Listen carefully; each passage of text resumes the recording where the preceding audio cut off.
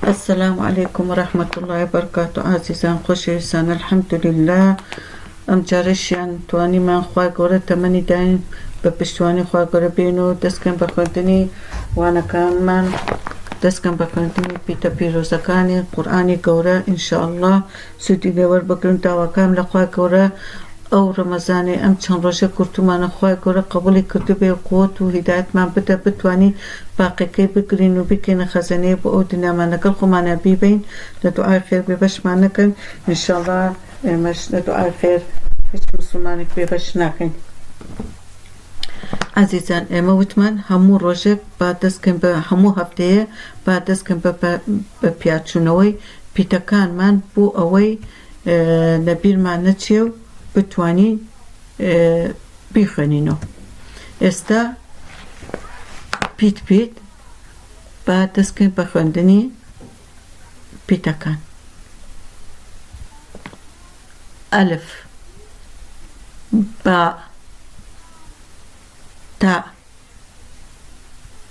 ثا جيم حاء خاء دال ذال را زا سين شين صاد ضاد تاء ظاء عين غين فاء قاف كاف لام ميم نون. خۆشەویستان هەتا ئێرە خوێندومانە ئەمانە هەمووی پیتە پیرۆزەکانی قورئانی گەورە و خۆشەویستە. ئازیزان ئێستاش ئێمڕۆ پیتێکی تازە ئەخوێنینەوە و ئەو پیتەش زۆر خۆشەویستە. چیە پیتی واو؟ پیتی واو زۆر جوانە. لەبیرتانە چی دەخوێنینە ئێمڕۆ پیتی واو ئەخوێنینەوە. بۆچی ئێمە وتمانم پیتانە ئەخوێنینەوە؟ ئەبێ فێر بین ئەم پیتانە بخوێنینەوە لەبەر ئەوەی ئینشاءالله خوای گەورە تەمەن بدە لە داهاتووە بتوانین قورئانی پیرۆز بخوێنینەوە. ئەگەر پیتەکان نەزانین ئێمە ناتوانین هیچ وشەیەک لە وشە پیرۆزەکانی قورئانی گەورە بخوێنینەوە. ئازیزان وتمان ئەمە چییە؟ پیتی واو. پیتی واو زۆر جوانە. با بتوانین بزانین چۆن ئەینووسینەوە، بزانین کێ زیرەکە. ئێمە پەستەرەوە نییە بتوانین بڵێن بمانەوێ بەس هەر قورئان بخوێنینەوە. با فێر بین بێشی نووسینەوە، با فێر بین بێشی نووسینەوە. چونکە من دڵنیام ئەگەر هەر وشەیەک تۆ توانیت بینووسیتۆ زۆر بە ئاسانی لە مەشکت ئەمێنێ و ئەتوانی لەبەریکەیت و ئاسان بێ بۆت بە زووترین کات لەبەریکەی. ئەمەش پیتی واو. تەماشاکە واو ئاوا دێرینەوە دەینووسیتۆ پیتی واو.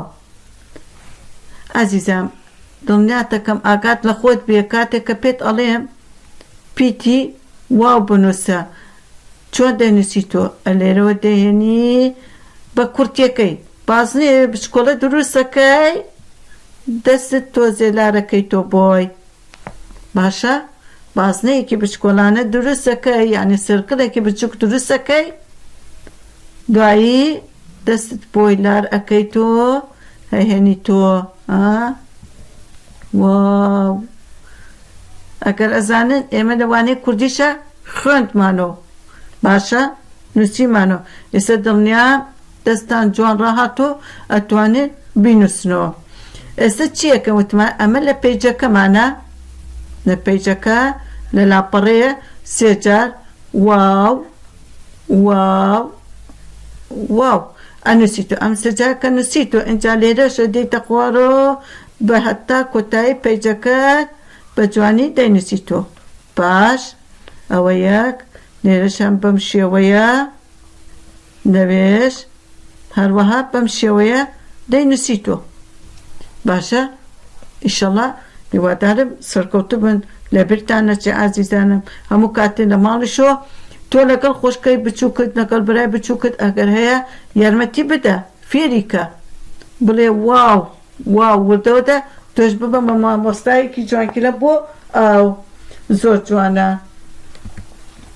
ئازیزان ئێستا ئەم بەشەمان قاوکەس وتمان ئێمە چیەکەین ئەمانەوێت فێری چی بین ئەمانەوێت فێری نوێژ بین وایە وتمان ئەمانەوێت فێری نوێژ بین زۆر جوان لەناو نوێژە وتمان کۆمەڵە شتێکەکەین کەوا پێویستە بزانین ئەگەر ئەوانە نەزانین یەکەم ئەگەر ئەوانە نەزانین ناتوانین نوێژەکەمان بکەین کێ زیرەکە لەوانە وتمان چی یەکەم شت وتمان پێویستە سوورەتی فاتحە بزانین سوورەتی فاتحە چییە الحەمدو تێکەشتی دووەم شت وتمان سوورەتی ئیخلاس یاخود هە سوورەتێکی کە بزانین ئەوش قول هوالله ئەحەدە زۆر جوانە ئەوە ئەو دوانەمان خوێندووە ئازیزان ئێستا وتمان سوورە چیتر بزانین ئەبێ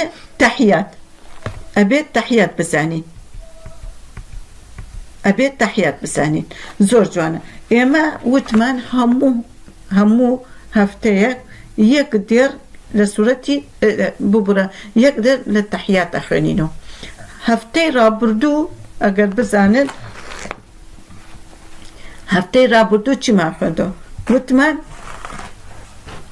التحيات لله والصلوات والطيبات بس ئەوەندەمان وتۆ بەس ئەوەندەمان خوێندە لەبەر ئەوەی وتم بە کەم کەم ئیزی بێ ئاسان بێ بۆتان بتوانن لەبەریکەن ئێستا بزان ئەڵێن التحيات لله والصلوات والطيبات ئینشەڵڵا هیوادارم بە پشتیوانی خوای گەورە ئەمەتان لەبەر کردبێ با ئیمڕۆ بێنەوە سەر دێری دووەم لاینی دووەم بزانین چیمان پێ دەڵێ ئەڵێ السلام عەلەیکە ئەیها النەبی وەرەحمەة الله وبەرەکاتوه لەژێرشۆ بە ئینگلیزی مانەکەی نووسراوە کە تۆ تێبگەی چیمان پێ دەڵێ ئەڵێ السلام عەلەیکە ئەیها النەبی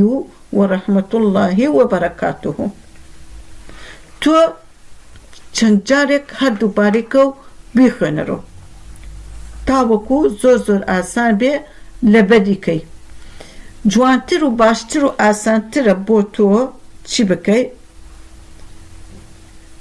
قەڵەم و دەفتەرێک لاپەڕەیە دانا بۆ خۆت بینووسەرەوە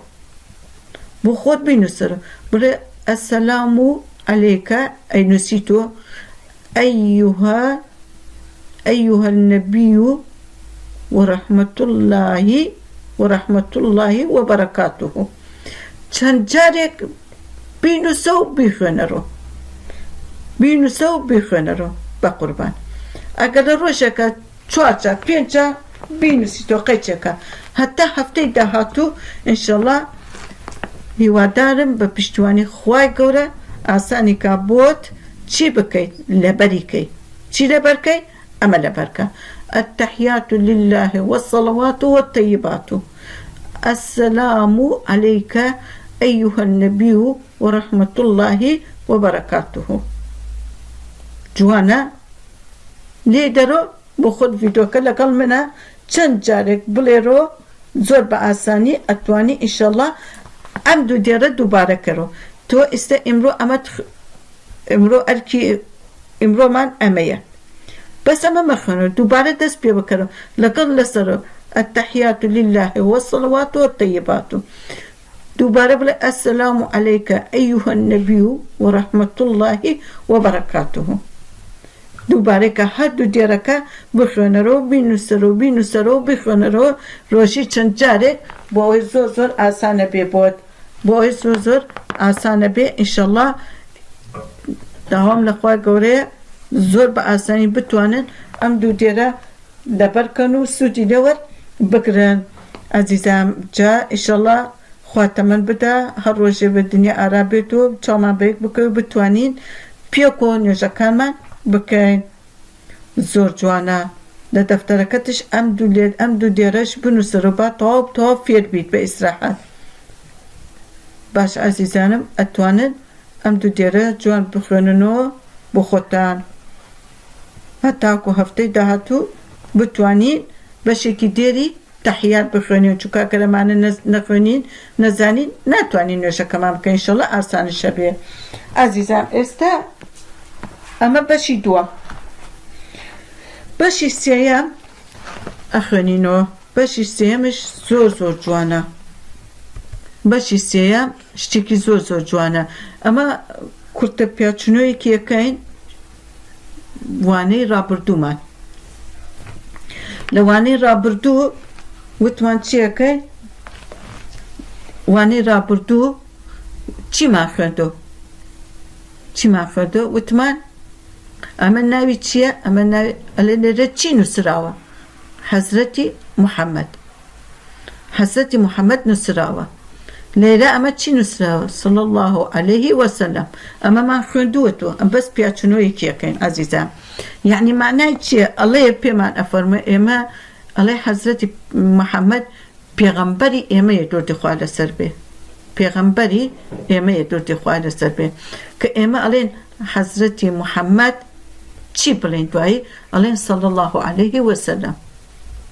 صلی الله علیه وسلم. ئەگەر بیستت گوێت لێ بوو لە هەر شوێنەکە وتیان حەزرەتی پێغەمبەر محەممەدمان تۆ ئەڵێ چی؟ ئەڵێ دۆردی خوای لەسەر بێ. یعنی سەلام و سەلامی خوای لەسەر بێ.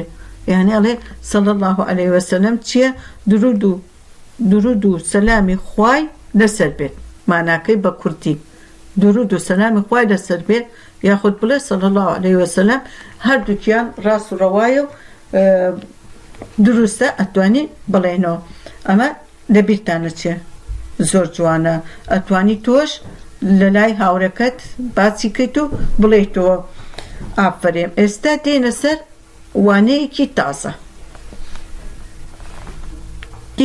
وانەیەکی تازە. ئەم وانە تازە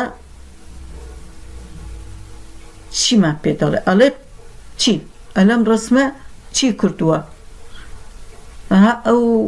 ئەمە ڕسم یعنی وێنە پیکچە ئەم پیاوە دەمی کردووەتەوە. تەماشاکە. ئەوانەش پشوە دەرچووەتە دەرەوە لە دەمی شتە چاوە لێیە. بەڵام ئەم وێنەیە زۆر جوان نییەوەها. زۆر جوان نییە. تەماشاکە. ئەڵێ چی؟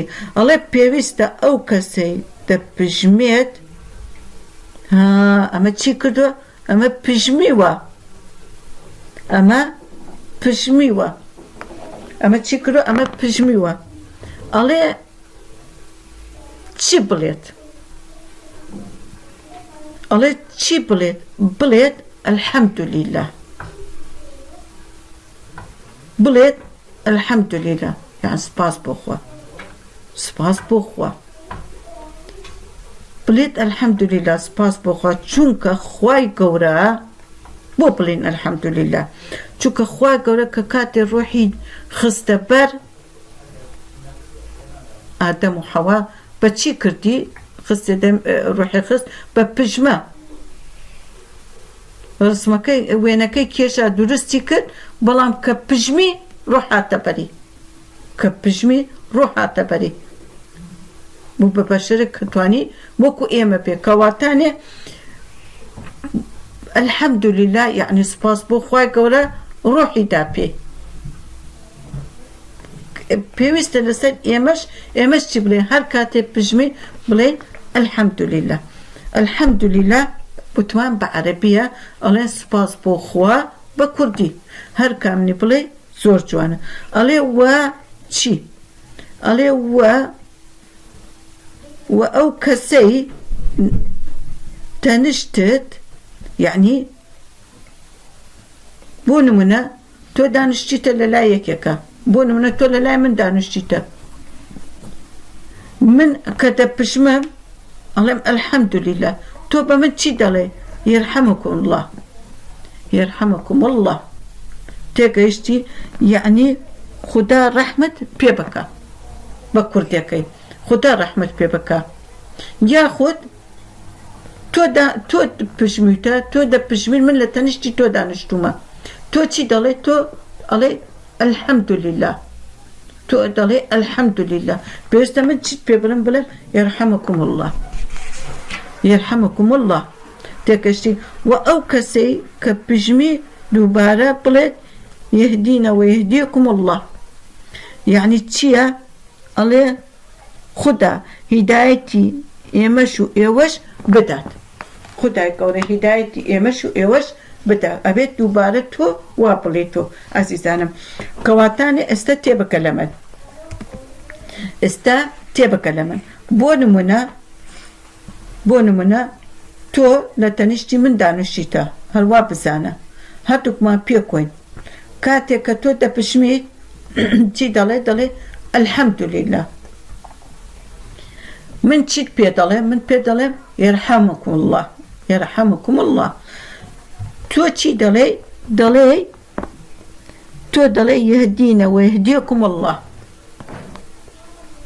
یعنی تۆ کە ئەپژمی ئەڵێ سپاس بۆ خوا منیش پێ دەڵێم کە تۆ سپاس بۆ خواکە منیش پێ دەڵێم خوای گەورە ڕەحمەت پێ بکە خوای گەورە ڕەحمەت پێ بکە تۆ وڵامی من ئەدەیتەوە ئەڵێ چی ئەڵێ خدا هیدایەتی ئێمەش و یعنی هیدایەتی من و تۆش بداتەوە یاخود هیدایەتی ئێمەش و ئێوەش بداتەوە تێگەیشتن ئەبەو شێوەیە ئازیزانم ئینشەڵڵا هیوادارم ئەمانە زۆر پێویستە لەسەرمان فێری بین ئەمانە شتێکی زۆر ئاسانە بتوانین فێربوونیان شتێ نییە قورس بێت بۆ لامان بڵێن هیچ نییە وە ژیانی ڕۆژانەشمانە ئەتوانی تۆ دانیشی لەگەڵ بەراو خۆشکەکەت ئەوانش فێرکەی کە لە خۆت مناڵترن و نازانن هیوادارم بۆ هەفتەی داهاتوو بە تەواوەتی فێر بن و بتوانین بەردەوام بین لەسەر وتونەوەی وانەکانمان و هەر کەسێکش هەر پێشنیارێکی هەیە هەر شتێک کەوا بەدڵی نیە و حەزەکات دووبارەیکەین و بیگۆڕی شێوە و خوێندنەکەمان ئاگادارم کاتۆ زۆر سپاسی دەکەم ئەسەلامو عەلەیکوم وەڕەحمەتوڵڵاهی وبەرەکاتوو خواتان لەگەڵ خوا حافیزتان بێت